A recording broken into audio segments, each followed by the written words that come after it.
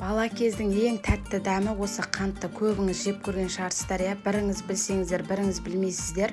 Өзімнің қант қатыру әдісімен бөліспекшімін. Видеоны соңына дейін қарап, міндетті түрде жасап көріңіздер.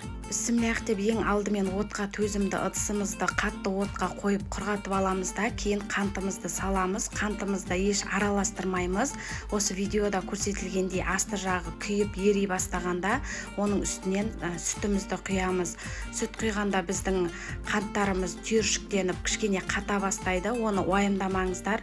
Араластырып қайнау барысында ол барлығы біркелкі болып еріп кететін болады. Сондықтан да қайнап жатқанда тоқтатпай араластырып тұрыңыздар. Шамамен жарты сағаттың көлемінде тоқтатпай араластырып отырып қайнатамыз. Мінекей 20-30 минуттың көлемінде қайнағаннан кейін біздің қантымыз осылай қоюлана түседі. Енді біздің қантымыз жұмсақ әдем болып шығу үшін кішкене ғана шай қасықтың көлемінде ғана сармай салып, сармай ергенше жақсылап араластырамыз. Осымен біздің қантымыз дайын болды. Енді осындай ыдысымызды сармайдың көмегімен жақсылап барлық жерін майлап аламыз, жабысып қалмау үшін. Енді бағанағы қантымызды осы ыдысқа барлығын толығымен құйып аламыз. Сосын бөлме температурасында қатыратын боламыз.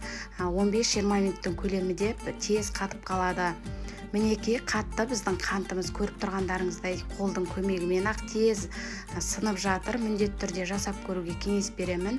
Өте дәмді болып шығады. Әсіресе сүт шаймен ішкенге өте керемет кетеді. Үйдегі үлкен ата-апаларыңызға жасап берсеңіздер, рахметін айтып жеп алатын болады. Сіздермен болған Фариза. Менің видео рецептім ұнаған болса, лайк басып, достарыңызбен бөлісіп қойыңыз.